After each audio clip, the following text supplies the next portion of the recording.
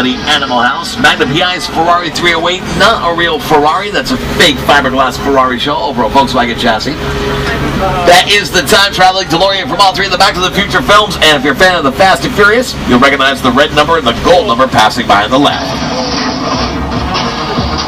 Movie makers rely on our picture cars to really supercharge their films. Using just the right vehicles can make or break a big Hollywood blockbuster. There's no better example than the Fast and Furious movie series. On today's tour, we're going to take you behind the scenes. We're going to show you how we put together one of these crazy Fast and Furious stunts that you're seeing up on your screens. It's going to be intense.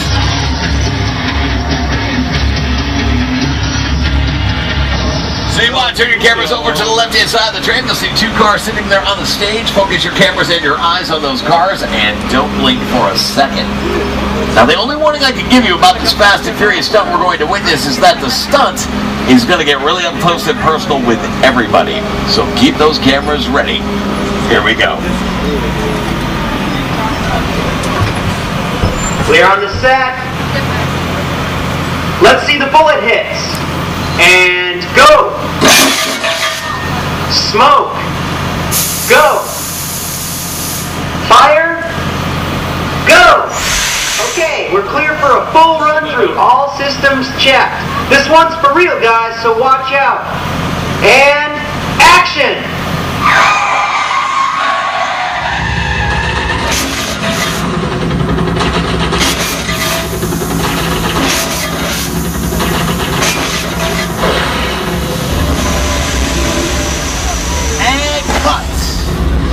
Ladies and gentlemen, say hello to Karma and Carnage. You guys take a bow for these nice folks, will you?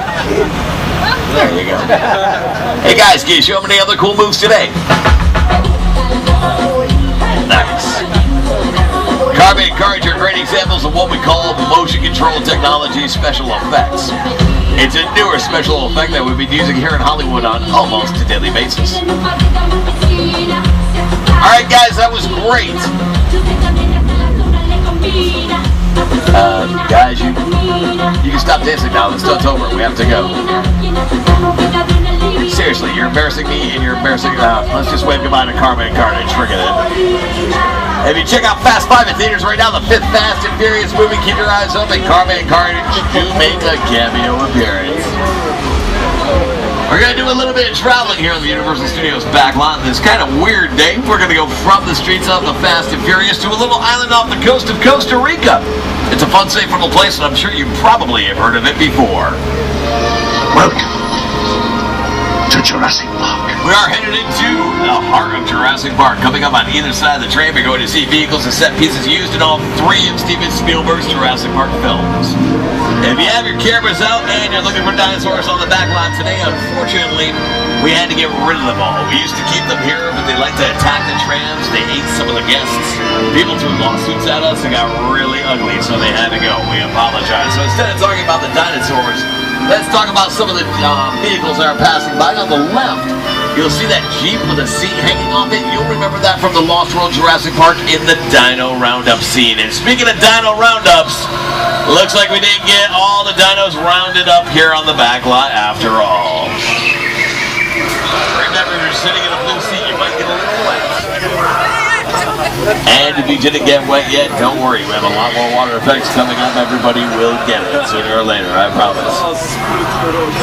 Speaking of which, weather played an integral role setting up the mood for the Jurassic Park films. And people ask me on the tour sometimes, how do we go about doing weather effects here at Universal? Because we are located in sunny Southern California. Just like today, we hardly ever get rain or snow. When we need it for production, what do we do? Well, I can tell you. I have somebody on board the tram that knows a lot more about the weather than I do. You know him, you love him, and you know I love him. It's my good friend Al Roker from NBC's Today Show. Hi everybody, here's today's forecast for the Universal Backlot. It's going to be sunny and dry in 6 Points, Texas.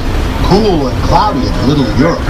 Expect snow and sleet on New York Street, and we've got a high chance of fog and precipitation for Skull Island, Amity Island, and Isla Nublar. That's your forecast for today. Now here's a look at what's going on in your neck of the lot. Flash flood warning. What was that?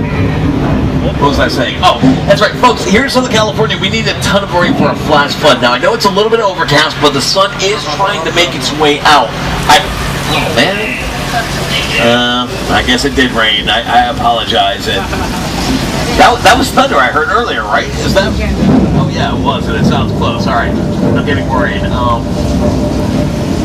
If I have anybody that's new to Southern California with me on today's tour, let me share a little bit of information with you. Having this much rain on a muddy hill that we're parked right next to, that's a recipe for a flash flood. So if we have one, please listen carefully to the safety announcement. The cushions that you're sitting on can be used as flotation devices, all right? But more importantly, the person you're sitting next to, well, if you grab them first, they can be your own personal flotation device, so you better start grabbing. We've got a flood, look out! Oh no, and if I were you, I would not stick a camera out of the tram. Yeah, would be why, yeah. Wow, that's a lot of water. I didn't expect that at all. Actually, yeah, I did. I do this like 5 times a day. The flood's a result of thousands of gallons of recycled water. We keep it on the top of the hill in a very large tank. All we do is open the doors on the tank and the water flows right down. And that rain is a sprinkler system hidden up in the trees. The flash flood effect is located in an area of the back lot that we call Old Mexico. Some of the kids might recognize Old Mexico if they saw the movie Hop. You're about to be crowned the Easter Bunny. Look, Dad, I want to drum in a band. I want to see the world. Maybe the Easter Bunny sees every country in one night. Oh, really, Dad? What about China? However, Old Mexico doubled as China for that film. Right, so we haven't cracked China yet. Old Mexico was also featured in NBC's Community and Fox's House recently. And right now we're going to travel north of the border into an area in the back lot that we call 6 Points, Texas. And over the years we have filmed literally hundreds of TV movie westerns right here on these sets. And some of the biggest cowboy stars of film history have had it out right here on the streets of 6 Points. One of those stars is Jimmy Fallon.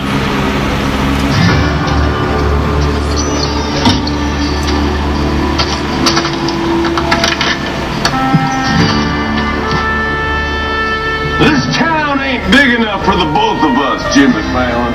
Well, I ain't going anywhere, Jimmy Fallon.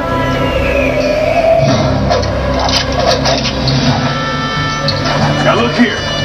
The nice folks in this tram don't want no trouble. They just want to check out 6 Points, one of the oldest sets on the Universal line. I hear this is where John Wayne and Jimmy Stewart shot a few of their westerns. That's right. That's where I aim to shoot you. Looks like we got ourselves a Mexican standoff. Lucky shot.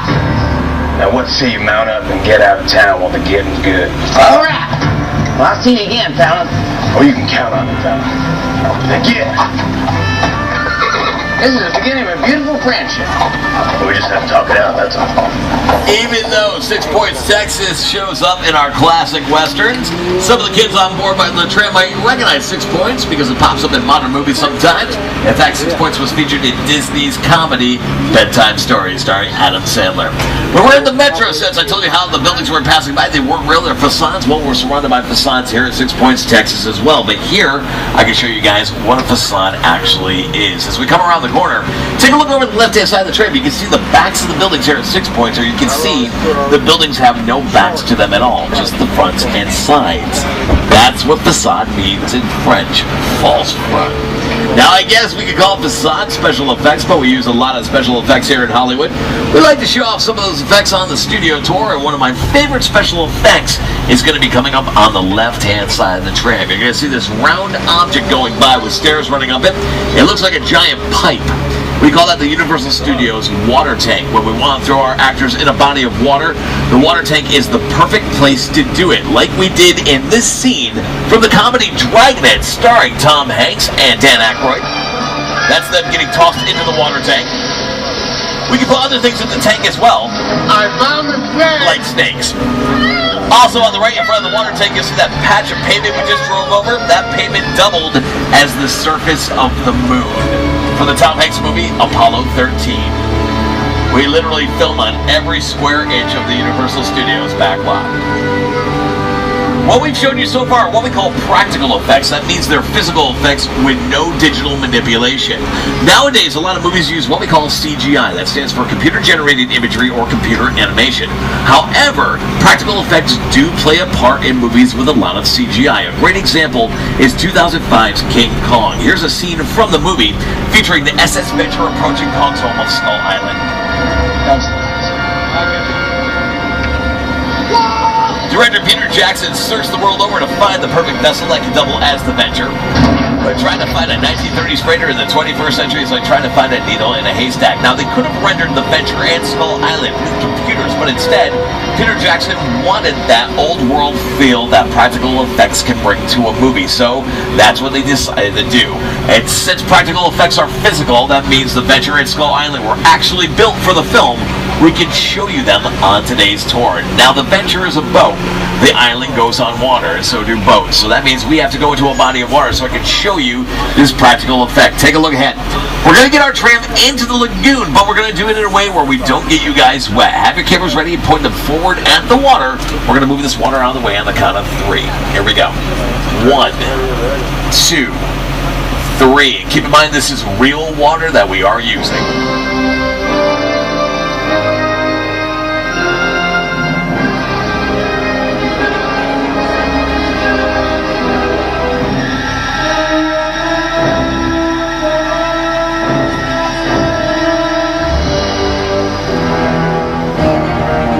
Since we are dealing with real water, if you have anything that's on the tram floor, you may want to pick it up. It could get wet. And as we start rolling forward, guys, do me a favor. Remain seated. I promise everybody's going to see what I want to show them. Keep your cameras out and ready. You want to get ready to turn them over to the left-hand side of the tram. Coming up is the Venture and Skull Island, as they both appeared in Peter Jackson's King Kong. Now, I know not everybody likes this kind of thing, so if that's you, you have another option. You can turn your cameras to the right-hand side of the tram and take pictures of the ducks as they swim by. However, you'll see coming up on the left, both the Venture and Skull Island are highly detailed miniatures. Believe it or not, that's as big as either ever got in the film. If you take a look at your screens, you'll see that we shot the sequence for King Kong right here in the lagoon using those exact same models. We shot it right here. And this is what the final shot looked like on the silver screen. This is what you saw in theaters. Absolutely real. If you're still looking to the left, you'll see what we call set decoration and props. A prop is anything that's on a movie or TV set that can be handled or touched by an actor. A prop can be as small as a paperclip or as large as a grand piano. We store over 1 million props here at Universal Studios. You heard me right, 1 million. Most of our 1 million props are locked up in this very large, very tan, and very real building passing by on the left. That's the Edith Head building known as our properties department. A set decorator can go into the props department, grab a shopping cart, go up and down the aisles, pick out whatever prop they'd like for whatever project they're working on. All of our props are bar-coded and they can be scanned out like they were in a supermarket. You'd find some swords and shields in the prop department. They work out great in this next area. This is what we call the Square of Warriors. This is one of the older set pieces here at Universal. And you may recognize the Square of Warriors if you saw the 1960 classic Spartacus, directed by Stanley Kubrick. We dressed it to look like ancient Rome for that film. And then we redressed it to look like the infamous city of Gomorrah for the Scorpion King, starring Dwayne "The Rock" Johnson. All the way back in the year 2002. That was a long time ago. Or if you're anything like me, you may recognize the Square of Warriors as the fictional country of Genovia if you saw the Princess Diaries 2, A Royal Engagement, starring Anne Hathaway. And here at Universal Studios, we can go anywhere in the world at a moment's notice. The place we do that can be seen on the left-hand side of the tram. We call this bunch of facades Little Europe, and we can transform these sets into any foreign country around the world at a moment's notice. It's very easy to do. All we do is put up signage in that country's language and national flag so you know exactly which country our actors are in. Why do people block our way all the time? I hate that on the tour. Now, to give you an example of what I'm talking about, I do have Jimmy Fallon on our tour. He's going to take you to 3 different countries, okay? And watch how he does it. Here he goes. Mi chiamo Jimmy Fallon e tu una grossa bottiglia di vino. Mamma mia! Je m'appelle Jimmy Fallon. Je dois avoir été baguette. Mussolino! Hallo, ich bin Jimmy Fallon. Karl Schnitzel. Ich glaub, wie steht auf mich. It's pretty simple. The streets of Little Europe are so much fun to film on that Disney used them for the first 3 Pirates of the Caribbean films. On Stranger Tides, unfortunately, didn't film here. And you'll be able to see Little Europe in 2 upcoming HBO